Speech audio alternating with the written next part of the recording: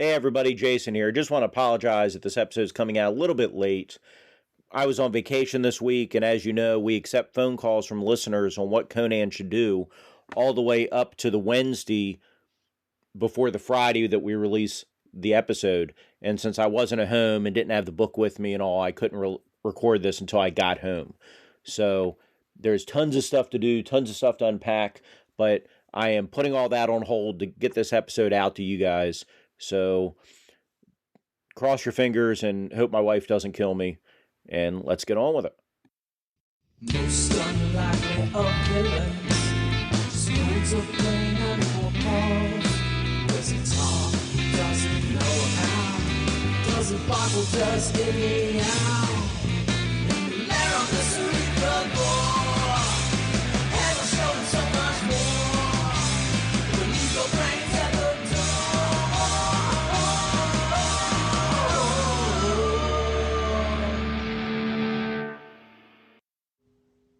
Welcome back to Cerebrivore. I'm your host, Jason, from the Nerds RPG Variety Cast.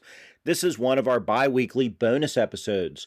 On the bonus episodes, we play listener calls and we go through game books. Today, we're going to continue our journey through TSR's Endless Quest Book 19, Conan the Undaunted, by James Ward.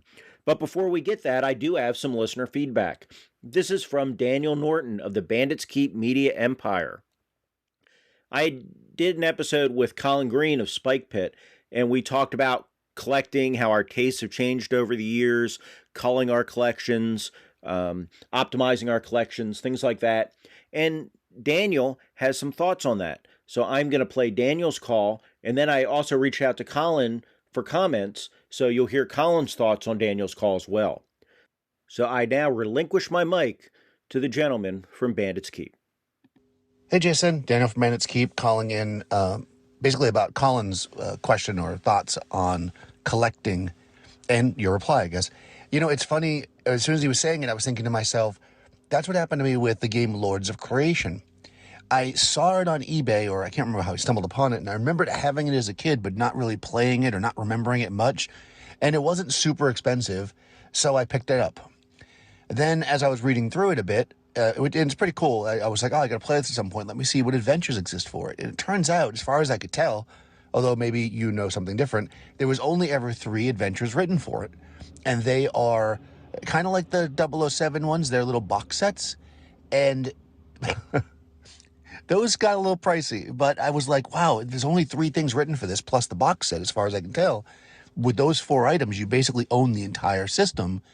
And that's kind of cool. So my collector vibe went on, and I did seek out, and eventually I bought the 3rd one for way too much money because I couldn't find it anywhere. The first one wasn't too expensive. The second one was kind of expensive. But all 3 of the adventures were more expensive than the box set. In any case, I do plan on trying to play it at some point, but I think that that's a really interesting point.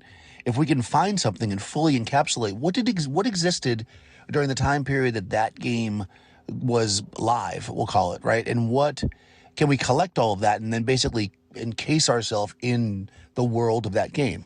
You know, it's something you really can't do with a game that just keeps going, right? Like if you look at D&D, I mean, I could say, okay, well, I'm only going to play the stuff that existed before AD&D or something like that. But even then, it's like, can you really do that? It's like a massive amount of information because the game itself is so wide-reaching with Dragon Magazine and all these other supplements early on being made. So, you know, a game like D&D, it's not really possible.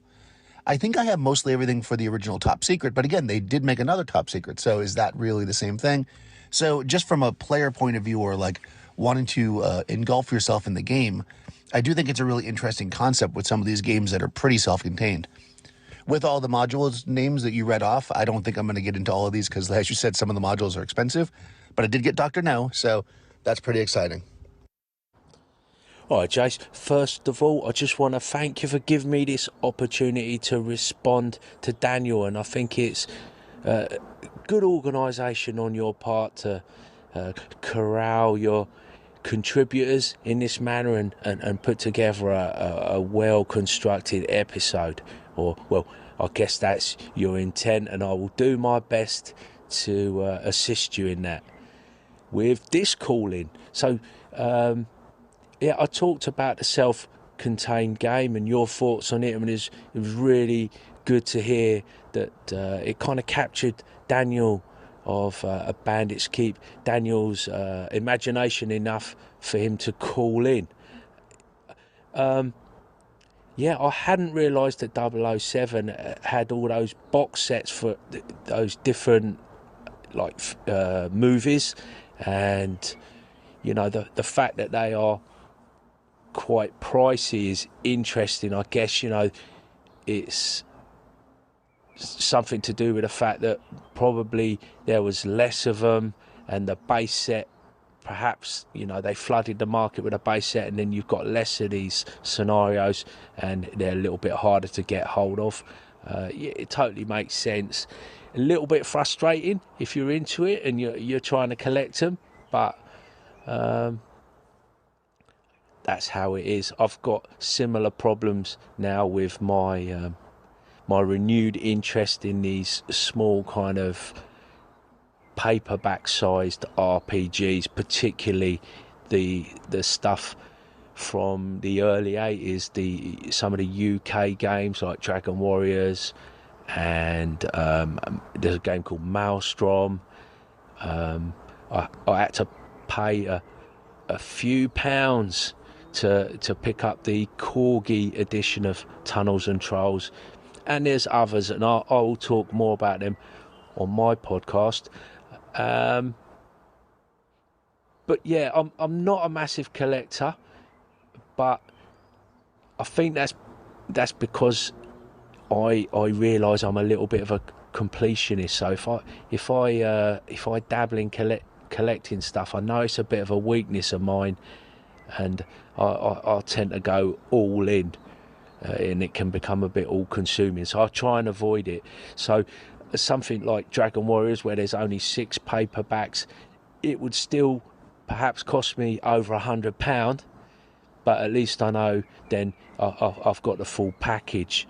And with a smaller amount of information and game there, it seems like a great opportunity to really kind of like relish every detail and delve in and explore it fully, safe in the knowledge that you've got a manageable amount that's quantifiable. It's not going to blow up on you, and you're not going to get some kind of crazy bloat that, you know, to be fair, a lot of the modern games do have a tendency to go that way. My feelings with D&D is, you know, even though they have got a fairly conservative release of books, over a bit of time, it just outpaces my ability to run the stuff.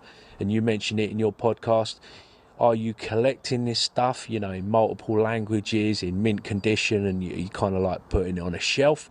Or are you reading it and then putting it on a shelf? Or are you acquiring it to read it, enjoy it, get it to the table and everything else? I mean, it's a totally personal thing, but for me, the full experience would be, of course, kind of getting in there, using it, really exploring it, and almost wearing it out. That's why I don't worry too much about the condition of the stuff I'm picking it up in.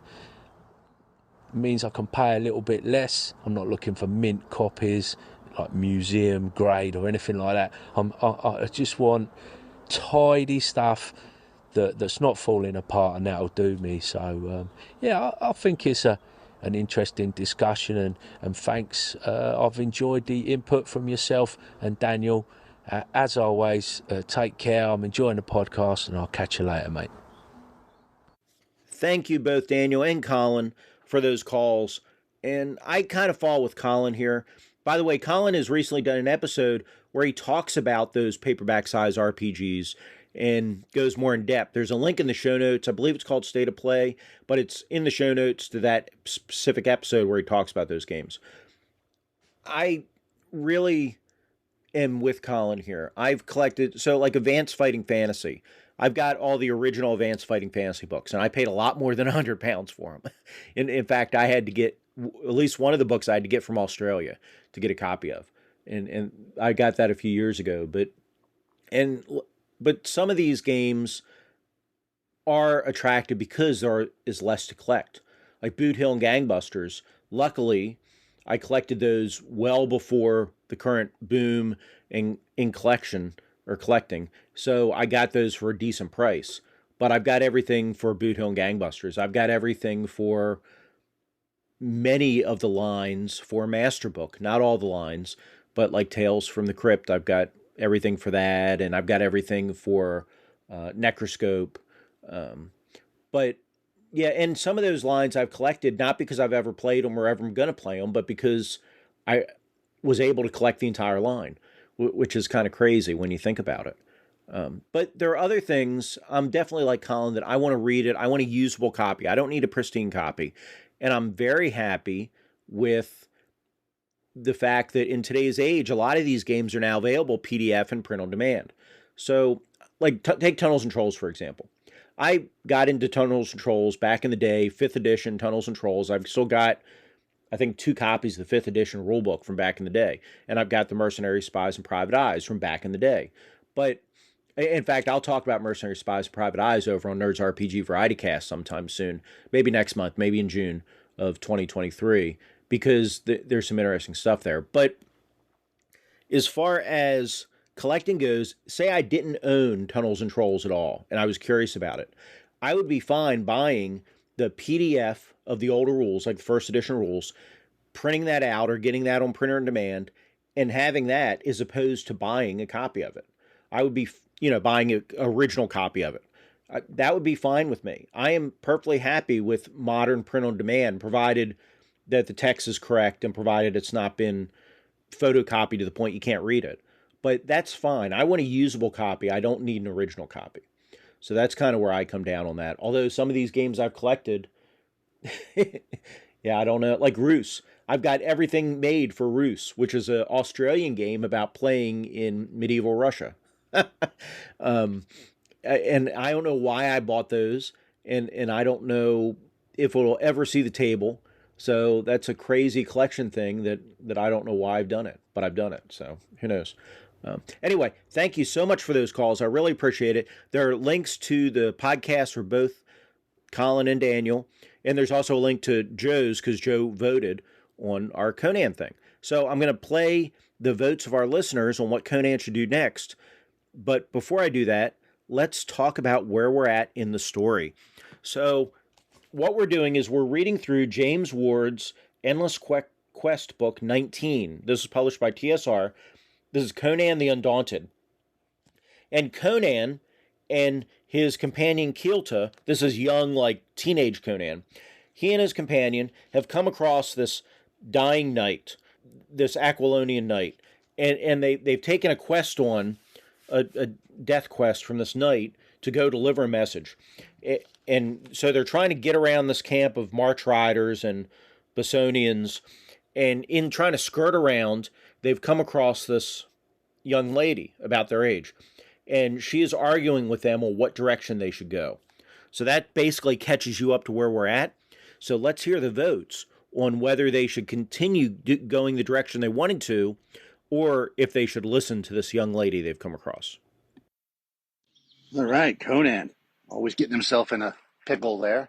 Well, I mean, I think this one is fairly easy. He's gonna grunt and go with the girl because he's definitely not going to leave somebody, especially not a woman who he knows will surely be picked up again by the riders to her doom. Conan's got a soft spot like that, even though he doesn't like to show it. Okay, that was Daniel Norton's vote. Now we're going to get Joe Richter's vote. Joe does the Hindsightless podcast, and he commented on the YouTube channel, and you can vote. You have a variety of ways to vote here, folks. You can go to the Spotify for podcast website for the show and vote there. You can comment in the YouTube channel on the YouTube videos. There's a Speakpipe account you can send a message to. You can send an email to cerebrivore@gmail.com. If you attach a voicemail to that, I'll play it on the air. There's a variety of ways, and they're all in our show notes. So check the show notes out. They've got all the ways to vote in there. And they have the deadline. Your deadline for this next voting is going to be the 31st of May, 2023. But I'm jumping ahead because I need to read Joe's vote. So let me read Joe's comment from YouTube. These choices are getting tougher. As I write this, I'm listening to a character in the Wastelands talk to another character about Robert Howard and Conan. Coincidence or Ka? And aside here, Joe is a huge Stephen King fan, and he's been rereading some of the books in the Dark Tower series. Okay, back to Joe's comment. Anyway, while Conan is dedicated and determined, he is also a lusty young lad. If a beautiful handmaiden needs Conan's help, then Conan's help she shall receive. I vote we help get the maiden to safety. And then I asked Joe to clarify, so go the way she wants, back the way you came. And Joe says, yes, we can either follow her back the way we came, thus helping her get to safety, or leave her to her own devices and continue without her. Conan, being a lusty young lad he is, would never leave a defenseless young maiden to suffer the hardships of being alone and unarmed in the wild. Plus, Conan's all about taking this young lady to Bone Hill. Smiley face. So, both of our contributors today have voted to follow her. So let's see where that takes us. It would be better to take the girl's advice. Just because she's a she doesn't mean her ideas are bad. She does make sense. We'll try it your way, you tell her. Let's hope you're right. Shalandar looks relieved. I am right. You'll see. Only one problem develops as you walk among the black blocks toward Bone Hill. You hear a sound like a wolf panting. Motioning the others to silence, you peer out and see a lone Bosonian guard and his war wolf. The wolf doesn't look as if it came into the ruins willingly. It whines constantly with its tail between its legs and its head bowed. The wolf even sees you, but it ignores you. It takes but a few moments for you and the others to sneak around the pair. The man could be handled, but wolves are hard to get rid of, as you now well know. He's probably not alone, says Keelta, catching up with you. They must have discovered that Shalandar is gone by now. You set off again, weaving back and forth through the maze formed by the tumbled black stones. You slow as you realize that you are unsure of your location. Only an occasional glimpse of Bone Hill tells you that you're somewhere near the center of the wizard's city. This part of the city is not quite as ravaged as the rest.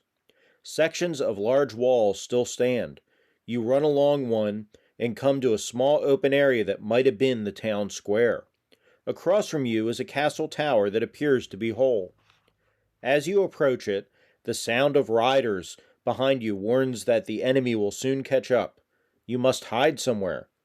The only entrance to the tower that you can see is a green door carved with strange symbols. As you head for it, Shalandar shouts, "Stop! Don't open that door!" "Why?" you say angrily. "We've got to get up the tower." "I've heard about that tower. The door is magically guarded. If you try to open it, you will bring our deaths." You search her face, then make a decision. "You better be right, girl, or not opening the door will bring our deaths. Climb the wall, Keelta." Your friend seems to read your mind. He smiles and starts up the wall. Smaller and lighter than you, he quickly scales the small tower and tosses a rope down. You hand it to the girl. "I can climb," she says indignantly, but you cut her off. "There's no time," you insist, and looping the rope around her waist, she grabs the rope and Keelta pulls her up. As you follow and climb over the parapet around the top of the tower, you see a band of 20 march riders enter the clearing in front of the tower. Shalandar ducks down to hide, but you and Keelta stand with the courage of barbarian warriors. "Come on up, dogs who eat grass," Keelta shouts. "Let's see if you know how to die bravely." The armed riders look up, startled, and you know what they see. 2 poorly armed and unprotected young fighters jeering at them. "Come and fight, riders of donkeys," you roar. "We'll take all of you on at once. You aren't fit to lick our sandals." "We come, children," shouts the leader, "but your deaths will not be quick. You 2 men, throw open that door." Hearing the command you've been waiting for, you hope Shalandar's memory for legends is accurate. Now you'll learn what type of magic still guards the ruins of the Black City of Wizards. Two warriors ride up, leap from their horses, and run to the door. You can't see what's happening as they thrust it open, but you hear a howling sound and thunder. The screams of men reach your ears, and you shiver. A soundless flash of light bursts from the door and turns the riders' two horses to dust, scattering the remains to the wind. The other riders react in terror, staring into the open doorway with pale faces and open mouths. "I was hoping it would kill them all, Kilta," you say, raising your spear. "It looks as if we will have a good last fight." Kilta doesn't reply. You look back at the scene below, and your blood turns to ice. The stone blocks behind the march riders have begun to shimmer. As you watch, the blocks bulge out and shape themselves into man-like figures that crawl forward into the square where the riders are. The warriors, stunned by the deaths of their comrades, fail to notice the dark presences until too late. The rock creatures surround the terrified riders. Each monster then grabs a rider and his horse and drags them completely into itself. No arrow, sword, or spear thrust can stop them. Within seconds, all sight and sound of 20 march riders and their horses have disappeared into the black stones. The monsters then reform into blocks and stand solid and silent again. "The wizards guard their tower well," you say, shaken at what you have seen. After a short rest, you begin to climb down the outside of the tower. Sighting on Bone Hill, you set off for it and hope you'll see no more of the riders. But soon, you find there are 2 mounted guards standing in the path leading to Bone Hill. They weren't there before. They must have plotted to block your escape. You sit down to plan strategy. "After what we've been through today," you tell Kilta, "disposing of these two should not be much of a task." "Wait," Shalandar whispers. "Why should you attack these 2 men when we can simply climb the rocks near them and get past? There is no need to risk yourselves." "Fighting these 2 isn't a risk," Kilta points out. "But she may be right, Conan. Leaving them alive may keep any other march rider from realizing that we left the valley. They'll keep off our trail." Okay, listeners, what should our heroes do? You have 2 choices. If you prefer to eliminate the 2 guards, that's option 1. If you want to sneak on past and leave the Bessonians guessing, that's option 2. So, should you take out these 2 guards and keep on, or should you sneak past so they don't know that you're there, and so those 2 guards being absent won't tip off the rest? Let me know. You have till the 31st of May to get those votes in, and all the way to vote are in the show notes. So thank you so much for tuning in. I really appreciate it. And until next time, be excellent to each other. Nerds and Co broadcast, Cerebral podcast. Let's savor all the flavors from the Simon Capstrong. The all stars and pods past, Cerebral podcast. You're counting down your last as you admire them all. The sound is blinding teeth, oh, so escaping your brain. Baby, all I need is the sensations of which, and from what I understand, that's what it is. Don't look now, the Super Bowl is coming, and all that's left is the crying and the running. You can bring it, you can hide, you can bomb in any order. Just another ring of real tossers running for the point. Just a snack like a one. Can I stutter? Beer and beer. It's bread and butter. You can eat on a baby, and it's just never say it. It's savoring the flavor of the memories it created.